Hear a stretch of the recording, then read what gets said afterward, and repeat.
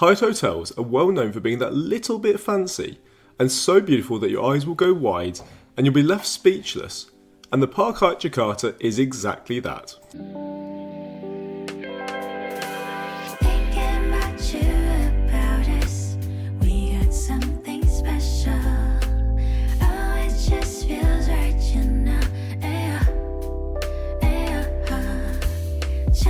Welcome back, this is Alex from Lift Up and Travel, and today I'm staying at the Park Hyatt in Jakarta. Quite excited about this one because it reminds me of the Four Seasons. Let's go check it out. Before we even look at the location, the front of the hotel is incredibly lush. Everywhere except for the road is filled with incredibly lush plants to make you forget this is a man-made structure.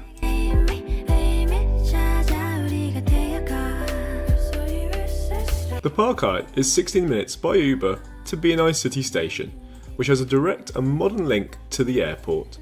Otherwise it's a 40-minute drive depending on traffic to Jakarta's international airport. As described by Hyatt's own website, the hotel is perfectly described as modern luxury. This is 100% an Instagrammer's dream, full of interesting materials, design walls and art pieces at every turn. The reception area does away with the standard single desk and queuing, and is meant to take away the stresses of checking in. Individual desks that look more like the office of a CEO of an investment bank, with the money to afford this huge and impressive black marble floor. Even whilst waiting to check in, anyone not involved can wander over to the floor-to-ceiling windows, past the art sculptures, to look out over Jakarta.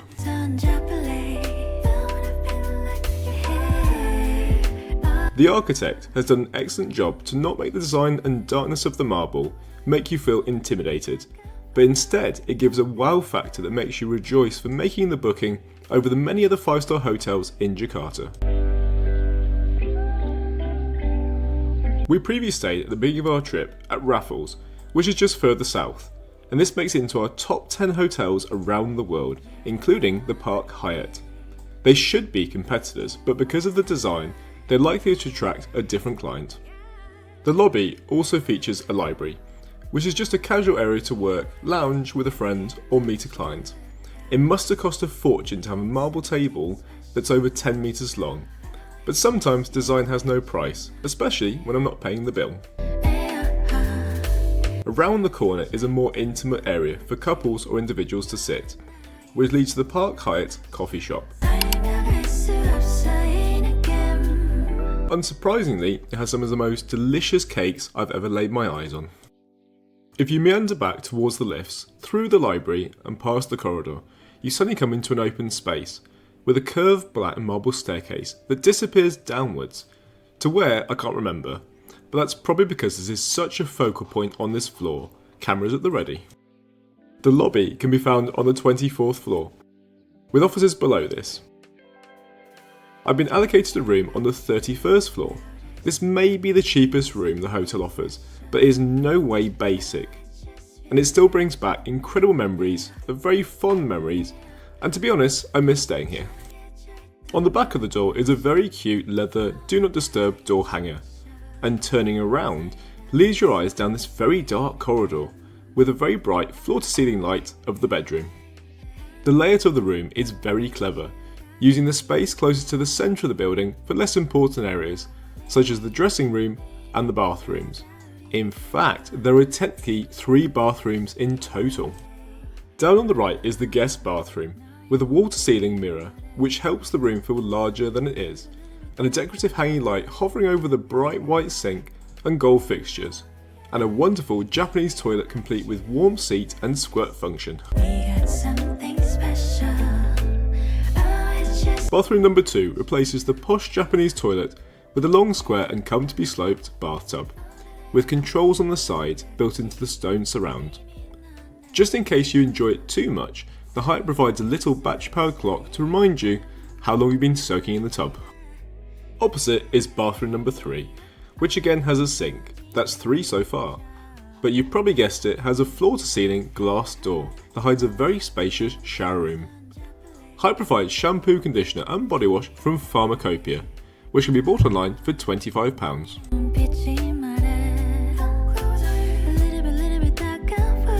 Having left the dark corridor behind, you enter the bedroom, which has a slight Japanese feel thanks to the slat wall design. Despite the very bright wall, the bedroom has so much personality and atmosphere, which has a calming effect on the occupants. Sometimes the Park Hyatt can feel a little bit like an art gallery, and that's thanks to the carefully selected pieces which make the hotel feel culturally connected to Indonesia.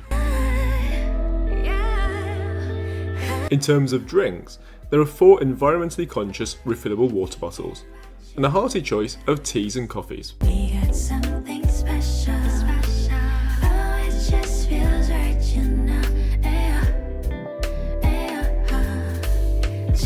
I am so jealous of how hotel workers make the bed up so perfectly. Mine never looks this good, despite best efforts. While we're talking about the bed, it was incredibly comfortable and the right balance between hard and soft. On the end of the bedroom is a comfortable little seating area and a naturally carved work desk. The pen I'm going to keep. The most satisfying feature of the room though is not the view from 30 floors up, but the retractable blinds and sheer, which can be done from a button next to the bed. I have no words. So once again they're spoiling me. Look at these trees, amazing. Time to head out for dinner, but in the morning we'll explore breakfast and the rooftop pool which is on the 35th floor.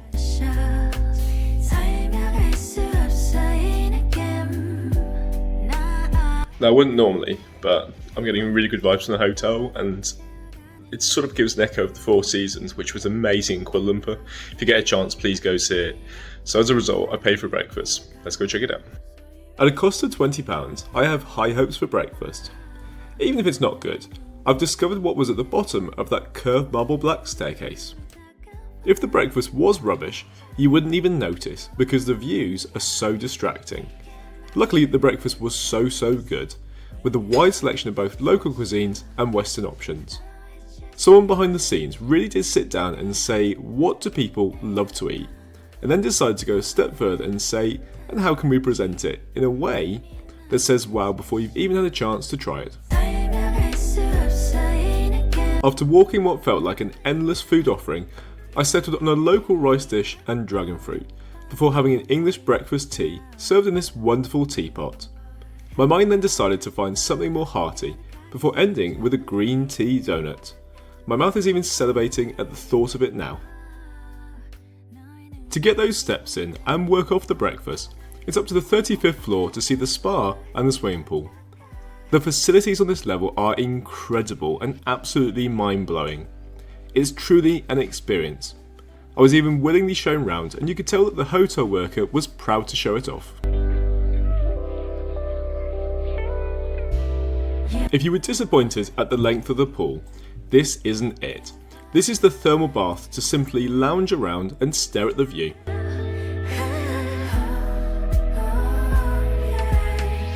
The Park Hyatt even installed a sauna. I wasn't expecting that one.